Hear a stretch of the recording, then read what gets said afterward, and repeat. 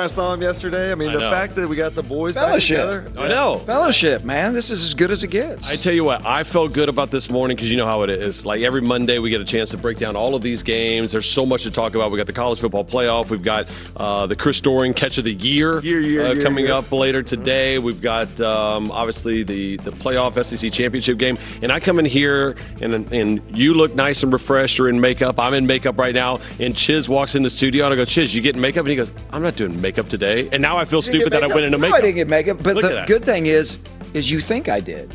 Yeah. So I look like I I had wasn't going makeup. to say that And you did. He but, clowned our little under eye patches, too. But look, Yeah, right I'm there. gonna have to Are you a come with Botox that guy? Are you a Botox guy, Chiz? No, I'm not a Botox guy. What I'm would not have been even the a over and makeup under of guy. it? Like, what would have been the odds of Chiz kidding. being a Botox guy? Plus 10,000. Maybe that's the odds right there. I mean, the eye patch or whatever.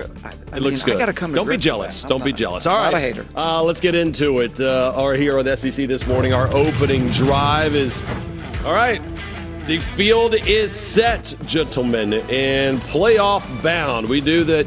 Ole Miss, A&M, and OU safely in. There was questions on what was going to happen in the SEC championship game. Georgia ends up winning it handily, and for that, they end up being a 3 seed. Chiz, surprised that they were a 3 seed and didn't go up to the 2 line, or Yeah, what? I am. When you win this league, and the way they won this league, I am surprised. They absolutely, in my opinion, should have been moved up to number 2. I agree 100%. I mean, the SEC champion being behind the Big Ten runner-up, a Big Ten schedule that really presented them no challenge whatsoever. I think it's a joke, and we'll get into more of that as we go on. We will get into the playoff discussions and what happened to Group of 5 teams being in there, Alabama, how they got in, Notre Dame being on the way out, and how the committee worked. But in order to get to that point, you had to play the game over on Saturday. So SEC championship went down. It was everything kind of the opposite of a start that Georgia, Alabama had in Athens earlier this year. Remember,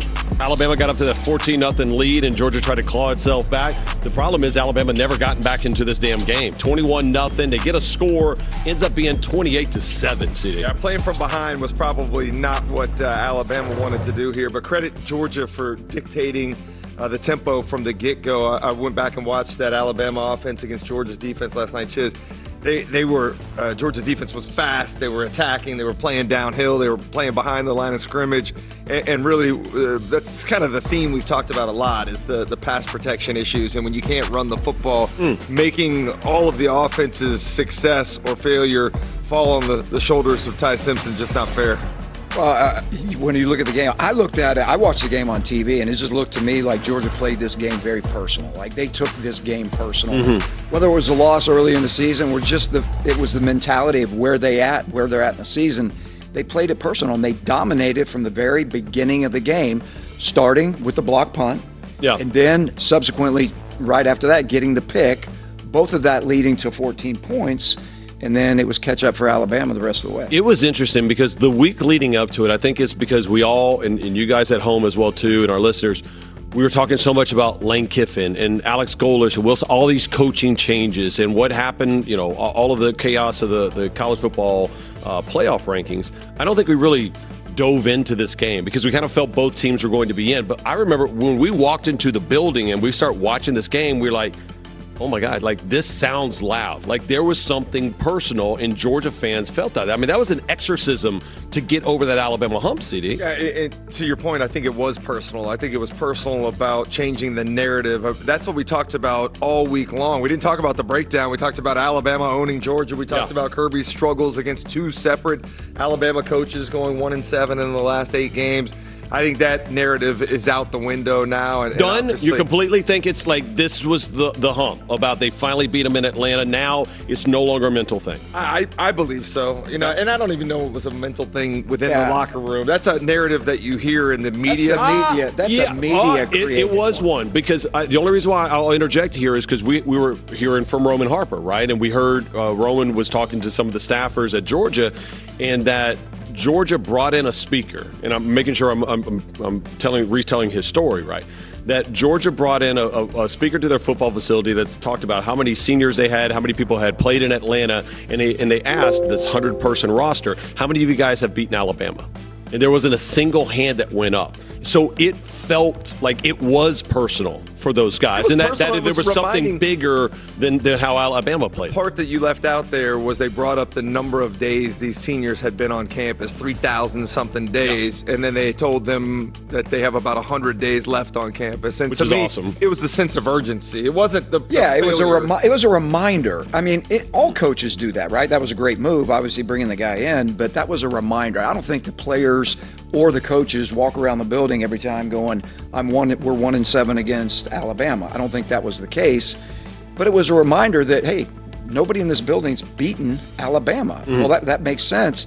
And they played like it because they started that game with that mentality, and it was built up from the week. You could tell from the energy level on that aspect, and I heard, CD, that even the practices leading up to that game in Atlanta felt a lot different for both of those two teams. I love Kirby's sound on the platform afterwards, talking about how much this team loves to practice, and that they were, some of the guys were clamoring to go back and get a Bloody Tuesday in that night. I don't know if that's true or not, but I like the idea that these guys have embraced what it means to be a Georgia Bulldog and the physicality that it requires. And I love what he said earlier in the season, Chiz, where he says, look, guys come to me and they say that the physicality is not for them. We help them go, and then we make sure we schedule the team that they end up going to, because that's the type of team we want to play against. Great line. It is a great line, but I'm going to tell you what, that is factual. So I went and spent 2 or 3 days with them in the spring. And I said this the other day to CD. When you walk in that building, player or coach, every day is 4th and 1. Every day is 4th. I love that. Every day is 4th and 1. Like if you're a coach walking into that building, it's 4th and 1. Everything you do when you walk in the building as a player and a coach, and guess what? That's not for everybody. That's not for everybody. And not just the players. That's not just for every coach. No, it's not for every coach. Coaches that have been there that have gone elsewhere 100%. Because they couldn't handle the grind. And Kirby will tell them. He'll call them out at practice, but he will tell them, this isn't for everybody. And if it's not for you, I'm going to help you leave. Yeah. But if you are here, then you have the opportunity to do what? What just happened Saturday night? Play for a championship. Those are that's the mentality they have. That's the guys they have on the roster. That's who they recruit.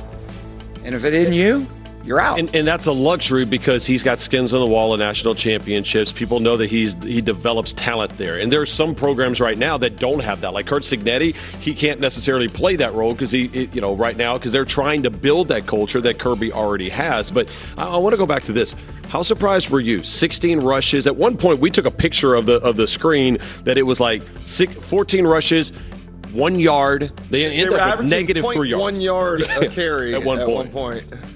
Alabama struggled to run the ball all year, and then you go into the game with Jam Miller out. So that's, that even puts a cherry on top of not being able to run the football. Georgia capitalized on it. I thought Glenn Schumann did an incredible job with the game plan. They were great on third downs. They had 3 sacks in the game, which typically Georgia hadn't gotten a lot of pressure for the entire year. We got 3 sacks the other night.